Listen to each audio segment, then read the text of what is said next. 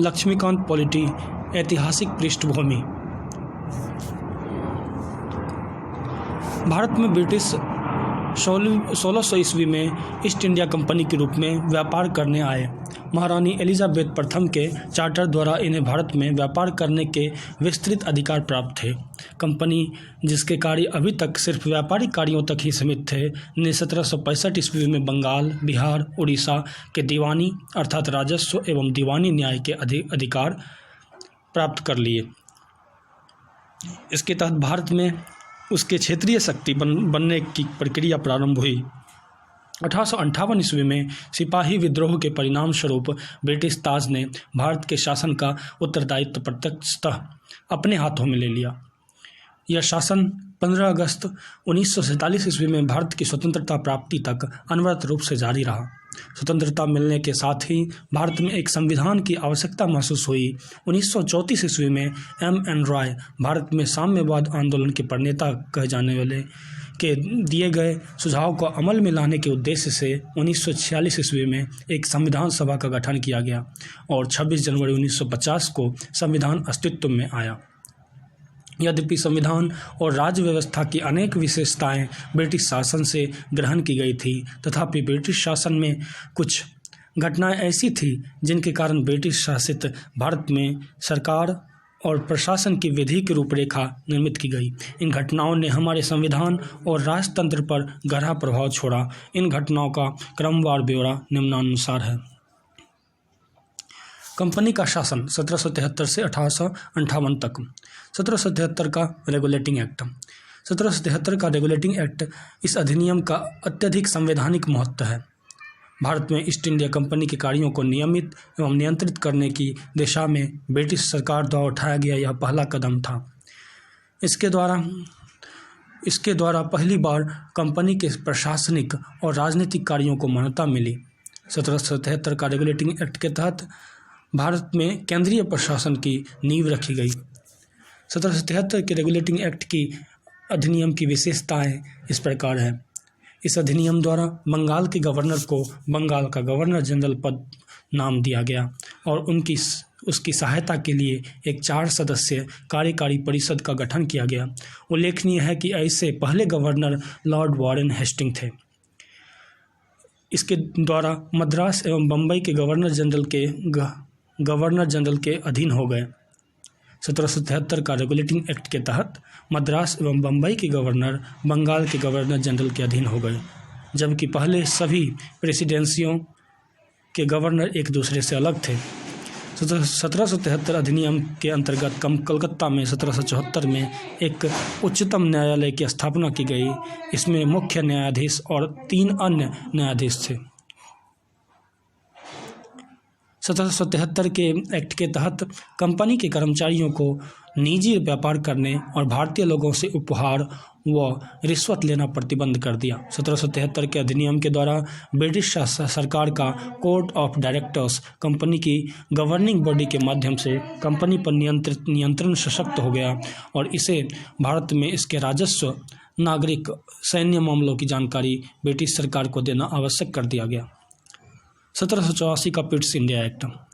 1784 का Pitt's India act regulating act 1773 की कमियों को दूर करने के लिए ब्रिटिश संसद ने एक संशोधित अधिनियम 1781 में पारित किया, जिसे एक्ट ऑफ सेटलमेंट के नाम से जाना जाता है।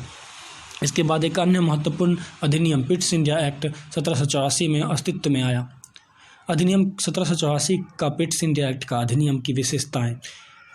पिट्स इंडिया एक्ट के तहत कंपनी के राजनीतिक और वाणिज्यिक कार्यों को पृथक कर दिया। 1784 के पिट्स इंडिया एक्ट के तहत निर्देशक मंडल को कंपनी के व्यापारिक मामलों के अधीक्षण की अनुमति दे दी, लेकिन राजनीतिक मामलों के प्रबंधन के लिए नियंत्रण बोर्ड ऑफ कंट्रोल नाम से एक नए निकाय का गठन कर दिया और इस प्रकार द्वैध शासन की व्यवस्था का शुभारंभ किया गया। नियंत्रण बोर्ड को 1784 का पिट्स इंडिया एक्ट के तहत नियंत्रण बोर्ड को यह शक्ति थी कि वह ब्रिटिश नियंत्रित भारत में सभी नागरिक, सैन्य, सरकार व राजस्व गतिविधियों का अधीक्षण एवं नियंत्रण करे। इस प्रकार यह अधिनियम 2 कारणों से महत्वपूर्ण था। पहला, भारत में कंपनी के अधीन क्षेत्र को पहली बार ब्रिटिश आधिपत्य का क्षेत्र कहा गया। दूसरा, ब्रिटिश सरकार को भारत में कंपनी के कार्यों और उसके प्रशासन पर पूर्ण नियंत्रण प्रदान किया गया। 1833 का चार्टर अधिनियम। 1833 का चार्टर अधिनियम के तहत ब्रिटिश भारत के केंद्रीयकरण की दिशा में यह अधिनियम निर्णायक कदम था। इस अधिनियम की विशेषताएं निम्नानुसार थी। अधिनियम की विशेषताएं: इसने बंगाल के गवर्नर जनरल को भारत का गवर्नर जनरल बना दिया, जिसमें सभी नागरिक और सैन्य शक्तियां निहित थी। इस प्रकार इस अधिनियम ने पहली बार एक ऐसा सरकार का निर्माण किया जिसका ब्रिटिश कब्जे वाले संपूर्ण भारतीय क्षेत्र पर पूर्ण नियंत्रण था। लॉर्ड विलियम बेंटिक भारत के प्रथम गवर्नर जनरल थे। इसने मद्रास और बम्बई के गवर्नरों को विधायिका संबंधी शक्ति से वंचित कर दिया और भारत के गवर्नर जनरल को पूरे ब्रिटिश भारत में विधायिका के असीमित अधिकार प्रदान कर दिए गए। इसके अंतर्गत पहले बनाए गए कानूनों को नियामक कानून कहा गया और नए कानून के तहत बने कानूनों को एक्ट या अधिनियम कहा गया। ईस्ट इंडिया कंपनी के एक व्यापारिक निकाय के रूप में की जाने वाली गतिविधियों को समाप्त कर दिया गया। अब यह विशुद्ध रूप से प्रशासनिक निकाय बन गया। इसके तहत कंपनी के अधिकार वाले क्षेत्र ब्रिटिश राजशाही और उसके उत्तराधिकारों के विश्वास के तहत ही कब्जे में रह गया। चार्टर एक्ट 1833 ने सिविल सेवकों के चयन के लिए खुली प्रतियोगिता का आयोजन शुरू करने का प्रयास किया। इसमें कहा गया कि कंपनी में भारतीयों को किसी पद, कार्यालय और रोजगार को हासिल करने से वंचित नहीं किया जाएगा। हालांकि कोर्ट ऑफ डायरेक्टर्स के विरोध के कारण इस प्रावधान को समाप्त कर दिया गया। 1853 का चार्टर अधिनियम। 1793 से 1853 के दौरान ब्रिटिश संसद द्वारा पारित किए गए चार्टर अधिनियमों को श्रृंखला में यह अंतिम अधिनियम था। संवैधानिक विकास की दृष्टि से यह अधिनियम एक महत्वपूर्ण अधिनियम था और इस अधिनियम की विशेषताएं निम्नानुसार थी। अधिनियम की विशेषताएं: इसने पहली बार गवर्नर जनरल की परिषद के विधायी एवं प्रशासनिक कार्यों को अलग कर दिया। इसके तहत परिषद में 6 नए पार्षद और जोड़े गए। इन्हें विधान पार्षद कहा गया। दूसरे शब्दों में इसने गवर्नर जनरल के लिए नई विधान परिषद का गठन किया, जिसे भारतीय केंद्रीय विधान परिषद कहा गया, और परिषद की इस शाखा ने छोटी संसद की तरह कार्य किया। इसमें वही प्रक्रियाएं अपनाई गई जो ब्रिटिश संसद में अपनाई जाती थी। इस प्रकार विधायिका को पहली बार सरकार के विशेष कार्य के रूप में जाना गया, जिसके लिए विशेष मशीनरी और प्रक्रिया की जरूरत थी।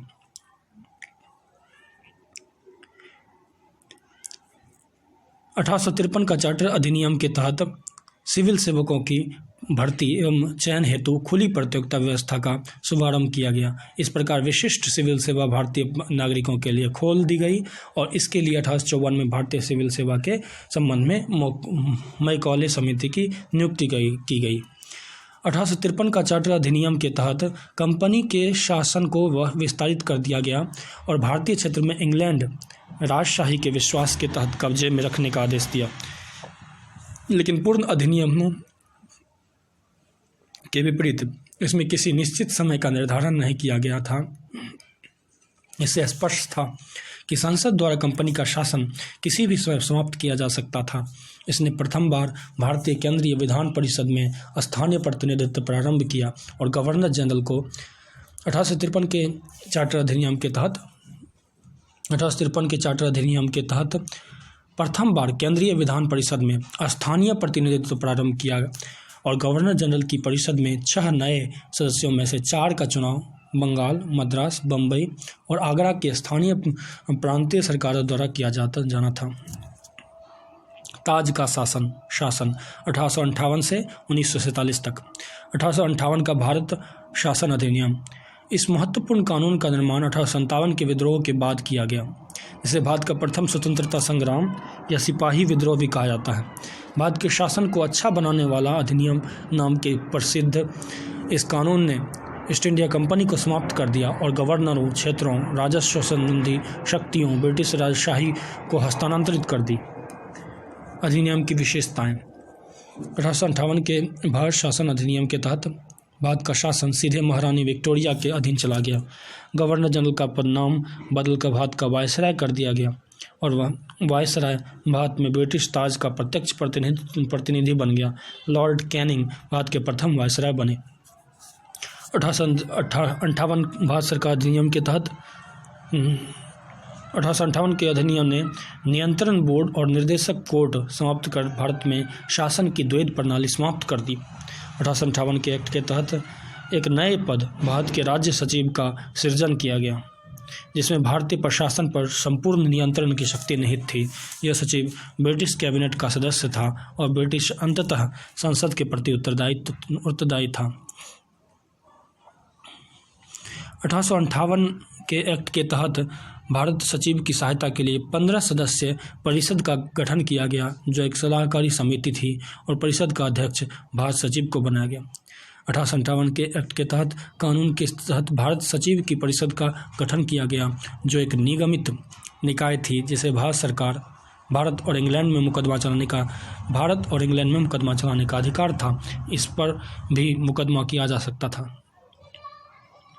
1858 के कानून का प्रमुख उद्देश्य प्रशासनिक मशीनरी में सुधार था, जिसके माध्यम से इंग्लैंड में भारतीय सरकार का अधीक्षण और उसका नियंत्रण हो सकता था। इसने भारत में प्रचलित शासन प्रणाली में कोई विशेष परिवर्तन नहीं किया। 1861, 1892, 1909 के तहत भारत परिषद अधिनियम। 1857 की महान क्रांति के बाद ब्रिटिश सरकार ने महसूस किया कि भारत में शासन चलाने के लिए भारतीयों का सहयोग लेना आवश्यक है। इस सहयोग नीति के तहत ब्रिटिश संसद ने 1861, 1892, 1909 में 3 नए अधिनियम पारित किए। 1861 का भारत परिषद अधिनियम भारतीय संवैधानिक और राजनीतिक इतिहास में एक महत्वपूर्ण अधिनियम था। 1861 के भारत परिषद अधिनियम की विशेषताएं। 1861 के भारत परिषद अधिनियम की विशेषताएं। इसके 1861 के भारत परिषद अधिनियम के द्वारा कानून बनाने की प्रक्रिया में भारतीय प्रतिनिधियों को शामिल करने की शुरुआत हुई। इस प्रकार वायसराय द्वारा भारतीयों को विस्तारित परिषद में गैर सरकारी सदस्यों के रूप में नामित कर सकता था। 1862 में लॉर्ड कैनिंग ने 3 भारतीयों, बनारस के राजा, पटियाला के महाराजा और सर दिनकर राव को विधान परिषद में मनोनीत किया। 1861 के भारत परिषद अधिनियम के तहत 1861 के अधिनियम ने मद्रास और बम्बई प्रेसिडेंसियों को विधायी शक्तियां पुनः देकर विकेंद्रीकरण की प्रक्रिया की शुरुआत की। इस प्रकार इस अधिनियम ने रेगुलेटिंग एक्ट 1773 द्वारा शुरू की गई विकेंद्रीकरण की प्रवृत्ति को उलट दिया और 1833 के चार्टर अधिनियम के साथ ही अपने चरम पर पहुंची। 1861 के भारत परिषद अधिनियम की विशेषताएं। इसके द्वारा कानून बनाने की प्रक्रिया में भारतीय प्रतिनिधियों को शामिल करने की शुरुआत हुई। इस प्रकार वायसराय कुछ भारतीयों को विस्तारित परिषद में गैर सरकारी सदस्यों के रूप में नामांकित कर सकता था। 1862 में लॉर्ड कैनिंग ने 3 भारतीयों, बनारस के राजा, पटियाला के महाराजा और सर दिनकर राव को विधान परिषद में मनोनीत किया। 1861 के भारत परिषद अधिनियम के तहत मद्रास और बम्बई प्रेसिडेंसियों को विधायी शक्तियां पुनः देकर विकेंद्रीकरण की प्रक्रिया की शुरुआत की। इस प्रकार इस अधिनियम ने रेगुलेटिंग एक्ट 1773 द्वारा शुरू हुई विकेंद्रीयकरण की प्रवृत्ति को उलट दिया और 1833 के चार्टर अधिनियम के साथ ही अपने चरम पर पहुंच गया। इस विधायी विकास की नीति के कारण 1937 तक प्रांतों को संपूर्ण आंतरिक स्वायत्तता हासिल हो गई। बंगाल, उत्तर पश्चिम सीमा प्रांत, पंजाब में क्रमशः 1862, 1866, 1897 में विधान परिषदों का गठन हुआ।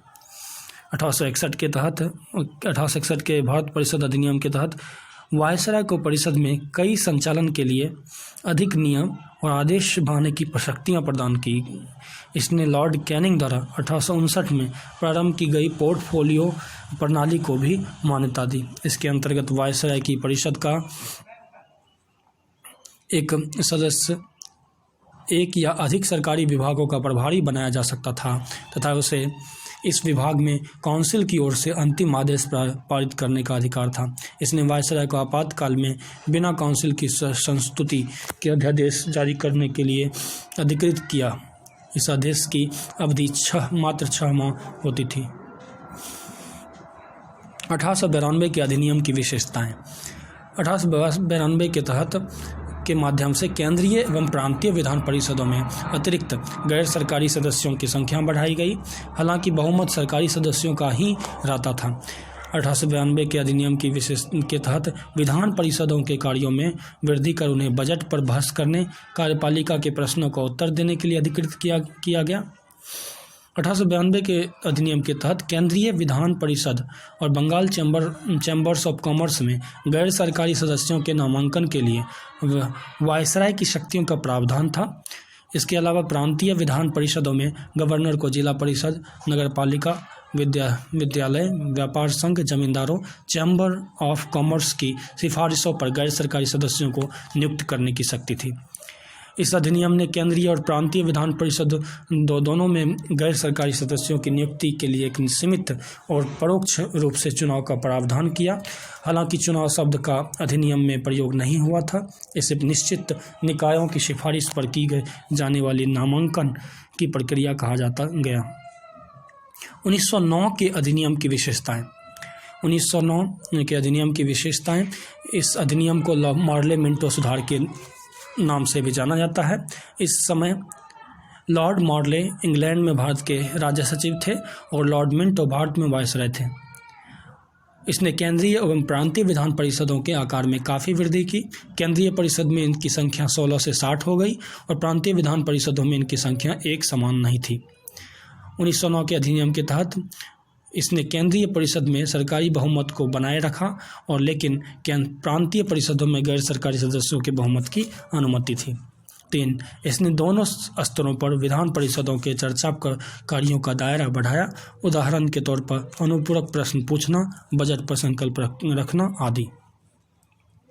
4.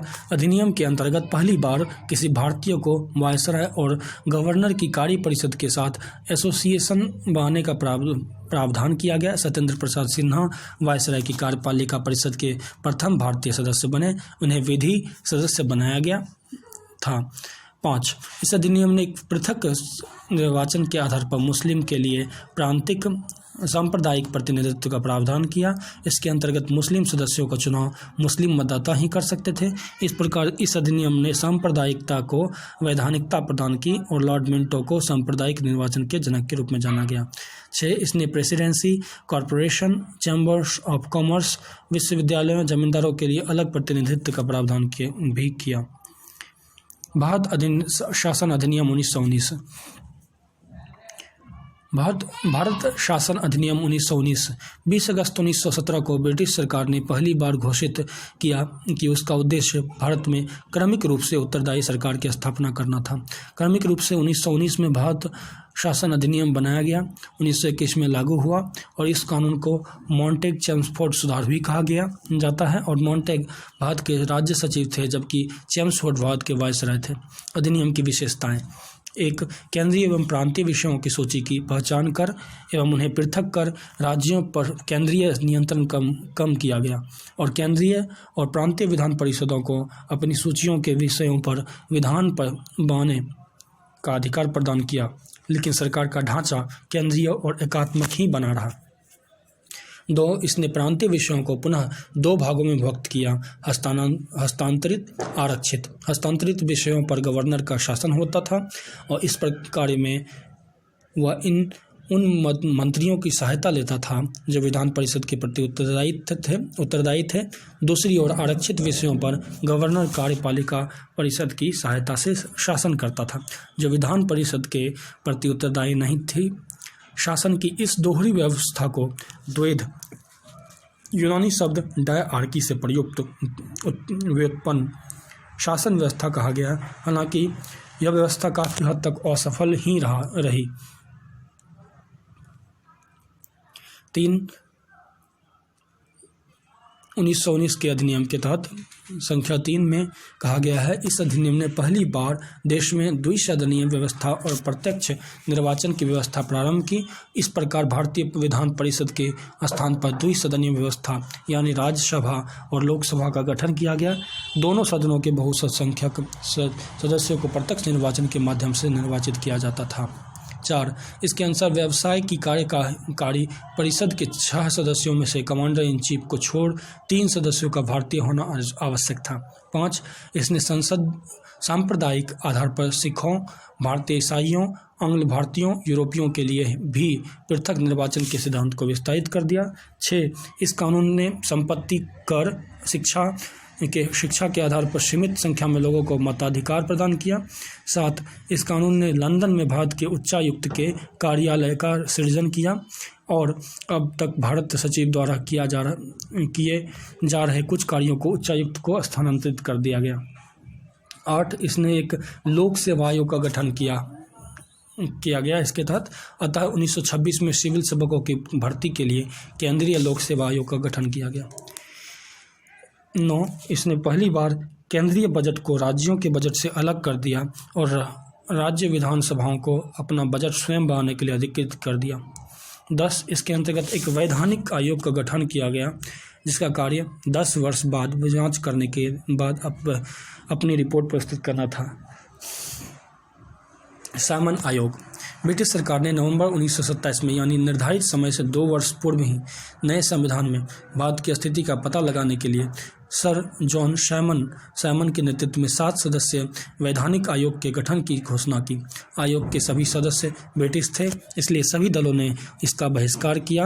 आयोग ने 1930 में अपनी रिपोर्ट पेश की तथा द्वैध शासन प्रणाली, राज्यों में सरकारों का विस्तार, ब्रिटिश भारत के संघ की स्थापना एवं सांप्रदायिक निर्वाचन व्यवस्था को जारी रखने आदि की सिफारिशें की।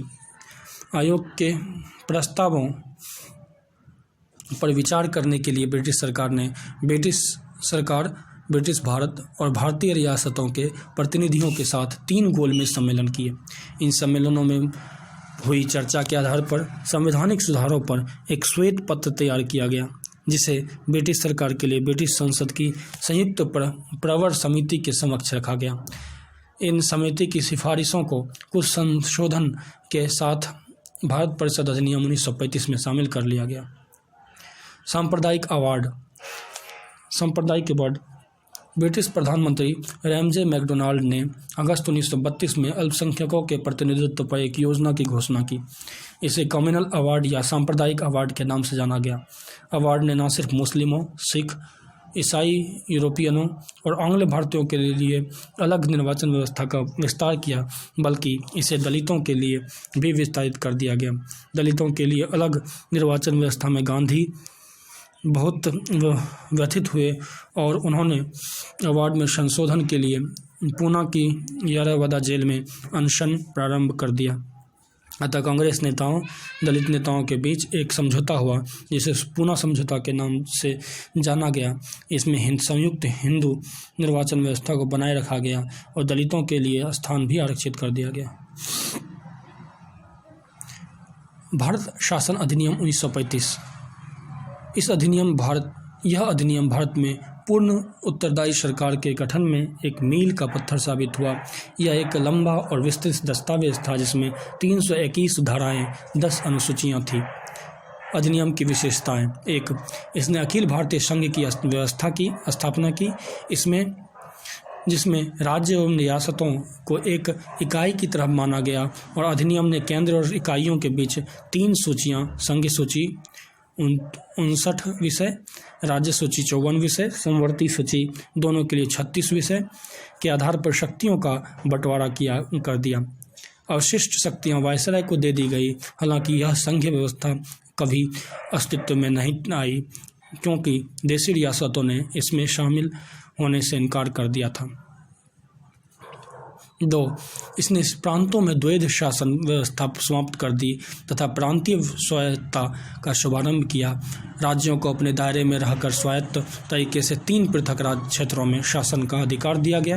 इसके अतिरिक्त अधिनियम ने राज्यों में उत्तरदायी सरकार की स्थापना की, यानी गवर्नर को राज्य विधान परिषद के लिए उत्तरदायी मंत्रियों की सलाह पर काम करना आवश्यक था। यह व्यवस्था 1937 में शुरू की गई और 1939 में इसे समाप्त कर दिया गया। 3. इसने केंद्र में द्वैध शासन प्रणाली का शुभारंभ किया। परिणामतः संघीय विषयों को स्थानांतरित और आरक्षित विषयों में विभक्त करना पड़ा। हालांकि यह प्रावधान कभी लागू नहीं हो सका। 4 इसने 11 राज्यों में से 6 में द्विसदनीय व्यवस्था प्रारंभ की। इस प्रकार बंगाल, बम्बई, मद्रास, बिहार, संयुक्त प्रांत और असम में द्विसदनीय विधान परिषद और विधानसभा बन गई, हालांकि इन पर कई प्रकार के प्रतिबंध थे। 5 इसने दलित जातियों, महिलाओं और मजदूर वर्ग के लिए अलग से निर्वाचन की व्यवस्था कर सांप्रदायिक प्रतिनिधित्व व्यवस्था का विस्तार किया। 6 इसने भारत शासन अधिनियम 1858 के द्वारा स्थापित भारत परिषद को समाप्त कर दिया। इंग्लैंड में भारत सचिव को सलाहकारों की टीम मिल गई। 7 इसने मताधिकार का विस्तार किया, लगभग 10% जनसंख्या को मत का अधिकार मिल गया। 8 इसके अंतर्गत देश की मुद्रा और साख का नियंत्रण के लिए भारतीय रिजर्व बैंक की स्थापना की गई। 9 इसने न केवल संघीय लोक सेवा आयोग की स्थापना की, बल्कि प्रांतीय सेवा आयोग और 2 या अधिक राज्यों के लिए संयुक्त सेवा आयोग की स्थापना भी की। 10 इसके तहत 1937 में संघीय न्यायालय की स्थापना हुई। भारतीय स्वतंत्रता अधिनियम 1947। भारतीय स्वतंत्रता अधिनियम 1947 20 फरवरी 1947 को ब्रिटिश प्रधानमंत्री क्लीमेंट एटली ने घोषणा की कि 30 जून 1947 को भारत में ब्रिटिश शासन पर समाप्त हो जाएगा। इसके बाद सत्ता उत्तरदायी भारतीय हाथों में सौंप दी जाएगी। इस घोषणा पर मुस्लिम लीग ने आंदोलन किया और भारत के विभाजन की बात कही। 3 जून 1947 को ब्रिटिश सरकार ने फिर स्पष्ट किया कि 1946 में गठित संविधान सभा द्वारा बनाया गया संविधान उन क्षेत्रों में लागू नहीं होगा जो उसे स्वीकार नहीं करेंगे। उसी दिन 3 जून 1947 को वायसराय लॉर्ड माउंटबेटन ने विभाजन की योजना पेश की, जिसे माउंटबेटन योजना कहा गया। इस योजना को कांग्रेस और मुस्लिम लीग ने स्वीकार कर लिया और इस प्रकार भारतीय स्वतंत्रता अधिनियम 1947 बनाकर इसे लागू कर दिया गया। अधिनियम की विशेषताएं। इसने भारत में ब्रिटिश राज समाप्त कर 15 अगस्त 1947 को इसे स्वतंत्र एवं संप्रभु राष्ट्र घोषित कर दिया। 2 इसने भारत का विभाजन कर 2 स्वतंत्र डोमिनियनों संप्रभु राष्ट्र भारत और पाकिस्तान का सृजन किया, जिन्हें ब्रिटिश राष्ट्रमंडल से अलग होने की स्वतंत्रता थी। 3 इसने वायसराय का पद समाप्त कर दिया और इसके स्थान पर दोनों डोमिनियन राज्यों में गवर्नर जनरल पद का सृजन किया, जिसकी नियुक्ति नए राष्ट्र की कैबिनेट की सिफारिश पर ब्रिटेन के ताज को करनी थी। इस प्रकार ब्रिटेन की सरकार का कोई नियंत्रण नहीं होना था। 4 इसने दोनों डोमिनियन राज्यों संविधान सभाओं को अपने देशों का संविधान बनाने और उसके लिए किसी भी देश के संविधान को अपनाने की शक्ति थी। सभाओं को यह भी शक्ति थी कि वे किसी भी ब्रिटिश कानून को समाप्त करने के लिए कानून बना सकती थी, यहाँ तक कि उन्हें स्वतंत्रता अधिनियम को भी निरस्त करने का अधिकार था। 5 इसने दोनों डोमिनियन राज्यों की संविधान सभाओं को यह शक्ति प्रदान की कि वे नए संविधान का निर्माण एवं कार्यान्वित होने तक अपने अपने संबंधित क्षेत्रों के लिए विधानसभा बना सकती थी। 15 अगस्त 1947 के बाद ब्रिटिश संसद में पारित हुआ कोई भी अधिनियम दोनों डोमिनियनों पर तब तक लागू नहीं होगा जब तक कि दोनों डोमिनियन इस कानून को मानने के लिए कानून नहीं बना लेंगे। 6 इस कानून में ब्रिटेन में भारत सचिव का पद समाप्त कर दिया। इसके सभी शक्तियाँ राष्ट्रमंडल मामलों के राज्य सचिव को स्थानांतरित कर दी गई। इसने 15 अगस्त 1947 से भारतीय रियासतों पर ब्रिटिश संप्रभु की समाप्ति की घोषणा की। इसके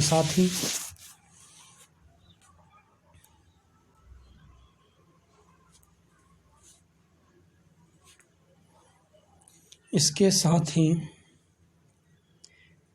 व्यवस्था की।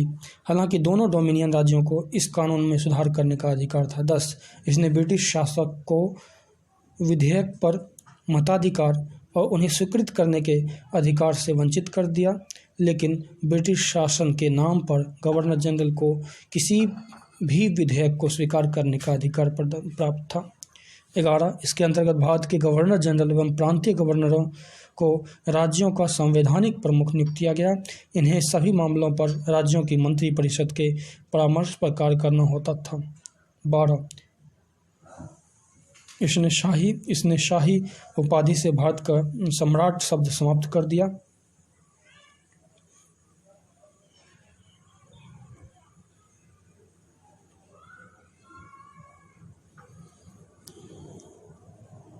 13।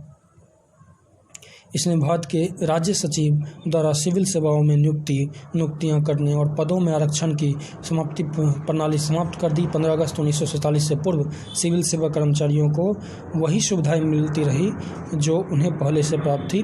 14 से 15 अगस्त 1947 की मध्यरात्रि को भारत में ब्रिटिश शासन का अंत हो गया और समस्त शक्तियां 2 नए स्वतंत्र डोमिनियनों भारत और पाकिस्तान को स्थानांतरित कर दी गई। लॉर्ड माउंटबेटन पर डोमिनियन भारत के प्रथम गवर्नर जनरल बने।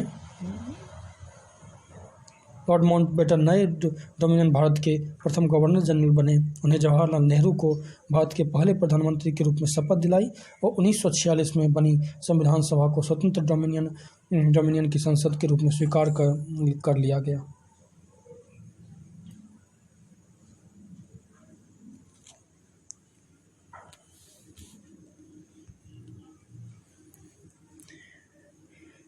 स्वतंत्र भारत का पहला मंत्रिमंडल 1947 में बना था, जिसके सदस्य थे जवाहरलाल नेहरू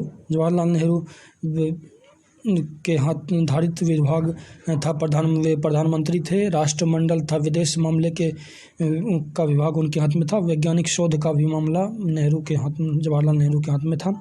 सरदार वल्लभ भाई पटेल स्वतंत्र भारत का पहला मंत्रिमंडल 1947 में सरदार वल्लभ भाई पटेल गृह, सूचना एवं प्रसारण एवं राज्यों के मामले के विभाग के हेड थे। डॉक्टर राजेंद्र प्रसाद के अंतर्गत धारित विभाग था खाद्य एवं कृषि। मौलाना अबुल कलाम आज़ाद के अंतर्गत शिक्षा का विभाग था। फिर डॉक्टर जॉन मथाई के अंतर्गत रेलवे एवं परिवहन था। आर.के. शनमुगम शेट्टी के अंतर्गत वित्त था।